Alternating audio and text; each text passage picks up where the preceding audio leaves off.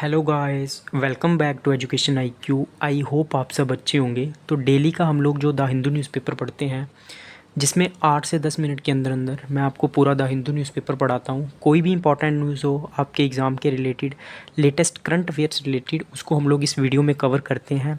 जो भी important organisations, जो भी इंपॉर्टेंट टर्म्स होंगी, उनको भी मैं साथ साथ में एक्सप्लेन करूँगा। जैसे अगर कहीं पे सीबीआई वर्ड का यूज़ होगा या फिर ईडी वर्ड का यूज़ होगा, जो कि कॉमन वर्ड है, उसके बारे में भी मैं आपको एडिशनल जानकारी दूंगा, जिससे आपके करंट अफेयर्स भी कवर हो जाएंगे। और जो इंपॉर्टेंट टॉपिक्स होंगी, पॉलिटी की टर्म्स होंगी, इकोनॉमिक्स की टर्म होंगी, वो भी मैं साथ साथ में कवर कर दूंगा। तो काफ़ी मज़ेदार सेशन रहेंगे। डेली मंडे टू सैटरडे शाम को 7 बजे मेरा वीडियो आएगा। जैसे ही मेरा वीडियो आएगा तुरंत मैं टेलीग्राम पे उसका लिंक दे दूँगा। तो टेलीग्राम को भी आप लोग जो है वो ज्वाइन कर लेना। उसका जो लिंक है वो मैं आपको कमेंट बॉक्स में दे दूँगा, जो मेरा फर्स्ट कमेंट होगा। तो स्टार्ट करते हैं आज का द हिंदू न्यूज़पेपर। मेरा नाम है अभिलाष। एक बात मैं वीडियो में आपको एक और चीज़ मैं आपको बताना चाहता हूँ, ठीक है? सिर्फ आपके 5 मिनट लूँगा।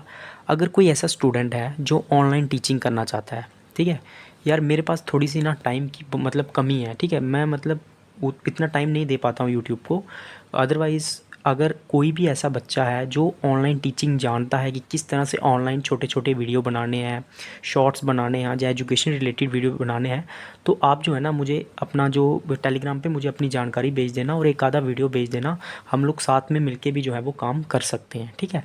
तो उसके बाद मैं आपकी वीडियो देखूंगा, उसको उनको मैं अपलोड करूंगा। तो अगर हम लोग मिलके काम करेंगे, अगर कोई भी ऐसा मतलब जो पढ़ाना चाहता है ऑनलाइन में, क्योंकि मेरे ऑलरेडी सब्सक्राइबर हैं, ठीक है? 6-7 हज़ार मेरे मतलब सॉरी 4-5 हज़ार के बीच में मेरे सब्सक्राइबर हैं। तो कुछ लोग तो आपका कंटेंट जो है वो देखेंगे, तो जिससे आपको भी फ़ायदा हो सकता है और हम लोग मिलके भी जो है वो काम कर सकते हैं। बाकी जो बच्चे न्यूज़पेपर पढ़ रहे हैं वो रेगुलरली पढ़ो, और बाकी जो एडिशनल एजुकेशन रिलेटेड वीडियोस हैं वो भी आते रहेंगे। तो ज़्यादा टाइम नहीं लूँगा। आप मुझे अपना वीडियो, अपना नाम मतलब एड्रेस जो भी होगा, आप वीडियो बना के मुझे एक भेज देना एजुकेशन रिलेटेड, वो उसको मैं अपलोड कर दूँगा। तो स्टार्ट करते हैं आज का द हिंदू न्यूज़पेपर। मेरा नाम है अभिलाष। फर्स्ट न्यूज़ क्या है? India a bridging power says Jaishankar. Jaishankar कौन है? हमारे फॉरेन मिनिस्टर हैं, आपको याद रखना है, जयशंकर प्रसाद। तो इंडिया ने बोला कि इंडिया जो है ना वो एक ब्रिजिंग पावर है। ब्रिजिंग मतलब जोड़ने का काम करती है, ठीक है? तो इस बार आर्टिकल में क्या है, जो एक्सटर्नल अफेयर मिनिस्टर हैं उन्होंने कहा है कि जो मल्टीलैटरलिज्म है ना वो साइड बाय साइड चलता रहेगा, लेकिन हमें अपने नेशनल इंटरेस्ट पे फोकस करना है। मल्टीलैटरलिज्म क्या होता है? जिसमें दो या दो से ज़्यादा कंट्रीज़ मिलके कुछ काम करती हैं जॉइंटली, उसको बोलते हैं मल्टीलैटरलिज्म। तो जयशंकर ने सीधा सीधा बोल दिया कि हम लोग मिलके काम करेंगे कंट्रीज़ के साथ, लेकिन हम अपने नेशनल जो इंटरेस्ट है उसको हम लोग सेक्रीफाइस नहीं करेंगे। तो उन्होंने ये भी कहा कि चाहे एक पैंडमिक हो या फिर कोई रीजनल कन्फ्लिक्ट हो, मतलब झगड़ा हो, इंडिया हमेशा अनबायस्ड रही है। इंडिया ने कहीं भी जो है गलत तरीके से काम नहीं किया है। There is tremendous mistrust in the political architecture says Tanzanian foreign minister. तो ये जो मीटिंग हुई, कहाँ पे मीटिंग हुई उसके बारे में भी बताऊंगा। तो जो तंजानिया, ये अफ्रीका की एक कंट्री है, साउथ अफ्रीका में पड़ती है। तो इन्होंने कहा है कि जो बहुत ज़्यादा मिसट्रस्ट है, मतलब बिल्कुल भी विश्वास नहीं है हमें जो भी पॉलिटिकल आर्किटेक्चर चल रहा है पूरे वर्ल्ड में। तो ये मीटिंग कहाँ हुई? रायसाना। रायसाना इसका नाम है। रायसाना इसको डायलॉग बोलते हैं, ये आपको याद रखना है। रायसाना हिल जो कि दिल्ली में है, जहाँ पे हमारा राष्ट्रपति भवन है, तो वहाँ पे ये रायसाना डायलॉग होता है। 2016 में इसकी शुरुआत हुई थी।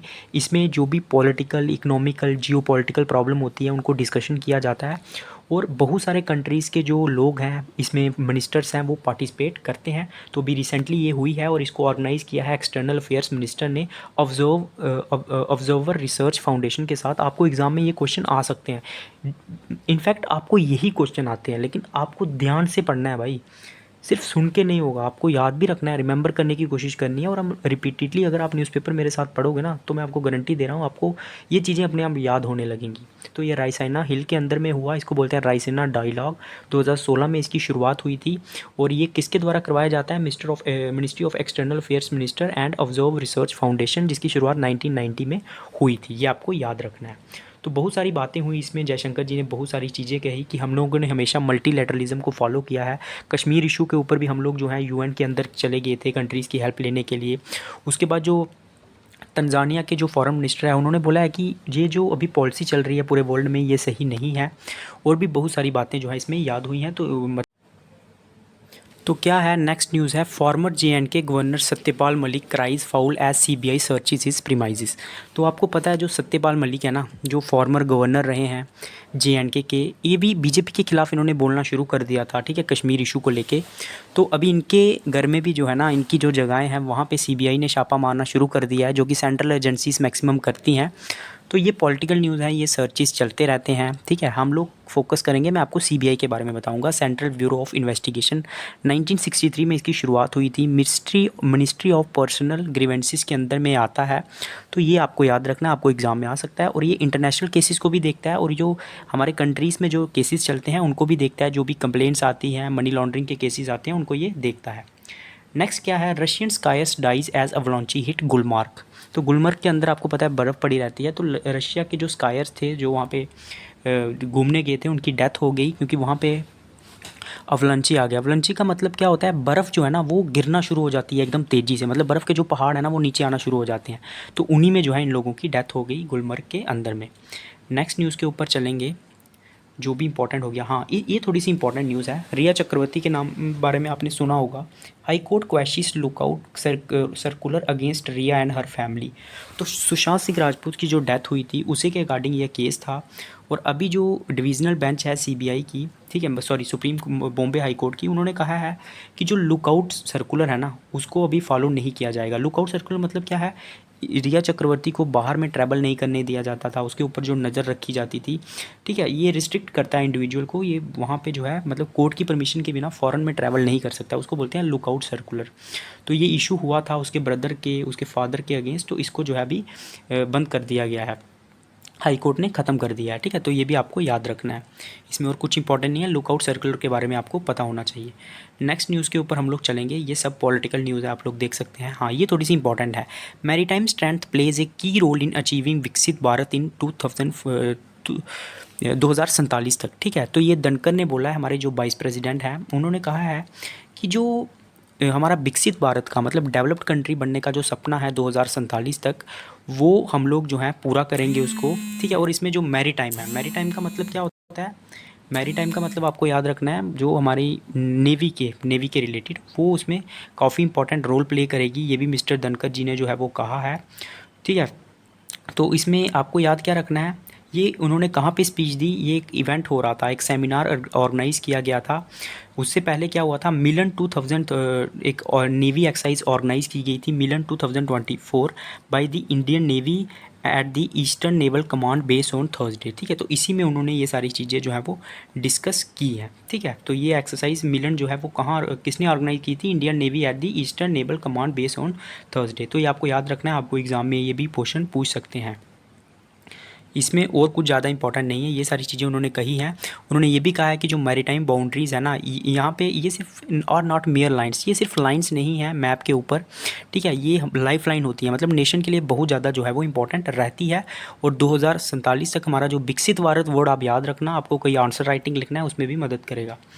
नेक्स्ट न्यूज़ के ऊपर हम चलेंगे, European ministers call on India to back Ukraine join peace conference.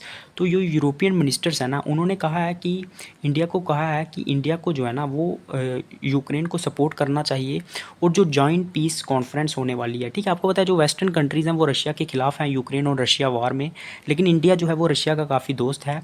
तो उसी को रिलेटेड जो है वो बोला गया है कि यूरोपियन मिनिस्टर्स ने अर्ज किया है हमारे फॉरेन मिनिस्टर को कि जॉइंट पीस कॉन्फ्रेंस जो होने वाली है उसमें इनको भी जो है वो हिस्सा लेना चाहिए, ठीक है। तो इसमें और कुछ इंपॉर्टेंट नहीं है।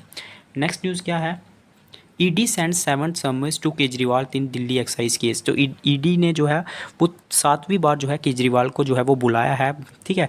ईडी जो है वो इन्फोर्स डायरेक्टोरेट को कहते हैं, ठीक है।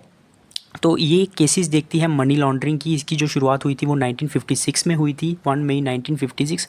और ये कौन सी मिनिस्ट्री के अंदर में आती है ईडी, ये भी आपको याद रखना है, मिनिस्ट्री ऑफ फाइनेंस के अंदर में ये आती है। नेक्स्ट न्यूज़ के ऊपर हम लोग चलेंगे। हाँ, ये इंपॉर्टेंट है, 19,000 crore navy deal for 200 BrahMos approved. BrahMos missile के बारे में आपने सुना होगा, ये सुपरसोनिक मिसाइल्स हैं, मतलब स्पीड ऑफ साउंड से भी ये जो है वो ज़्यादा तेज़ भागती हैं, उनको बोलते हैं सुपर सेवियर। तो उन 19,000 करोड़ जो है वो स्पेंड किए हैं, ठीक है। अब अगर आप कोई मतलब ये भी आपको एग्ज़ाम में आ सकता है। ये कहाँ किस पे द्वारा बनाए जाते हैं? ब्रह्मोस एरोस्पेस प्राइवेट लिमिटेड जो है ये एक इंडियन रशियन जॉइंट वेंचर है, मतलब एक साथ मिलके ये काम करते हैं। ये सुपरसोनिक मिसाइल्स को जो है वो प्रोड्यूस करते हैं। तो इंडिया ने जो है वो मतलब इंडिया को बहुत ज़्यादा फ़ायदा भी हुआ था। 2022 में इंडिया ने जो है 375 मिलियन जो है वो कमाए गए थे, ठीक है। इंडिया जो है वो एक्सपोर्ट भी करती है ब्रह्मोस मिसाइल, ठीक है। इंडिया ने बहुत सारी ब्रह्मोस मिसाइल एक्सपोर्ट भी की थी, और इंडिया और जो रशिया है एक साथ इनको मिल के जो है वो बनाते हैं। तो इंडिया भी जो है इनको और ख़रीदने वाली है। नेक्स्ट न्यूज़ के ऊपर हम लोग चलेंगे जो भी इंपॉर्टेंट हो गया आपके एग्ज़ाम के लिए, और इसमें जो है ये सब पॉलिटिकल न्यूज़ है, ठीक है। ये इसमें हमारे लिए ज़्यादा इंपॉर्टेंट नहीं है।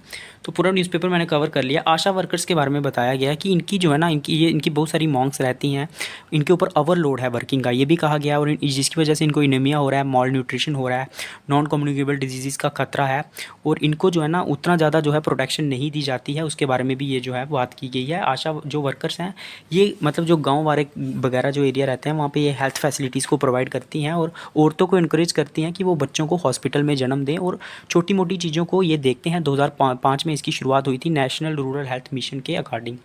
नेक्स्ट न्यूज़ के ऊपर हम लोग चलेंगे जो भी इंपॉर्टेंट होगी आपके एग्ज़ाम के लिए। तो इसमें और कुछ इंपॉर्टेंट नहीं है, जो भी था मैंने कवर कर लिया है। इसमें हम वर्ड ऑफ द डे को भी पढ़ लेंगे एक बार। वर्ड ऑफ द डे क्या है? D base. डी बेस का मतलब होता है किसी चीज़ को कम करना, रिड्यूस करना। इसके सिनोनिम्स हैं डी ग्रेड, डी मीन, उसके बाद चीपन, ठीक है। तो ये भी आपको याद रखने हैं। तो पूरा न्यूज़पेपर मैंने कवर कर लिया है। अगर वीडियो अच्छा लगा होगा लाइक करना, सब्सक्राइब करना। जय हिंद।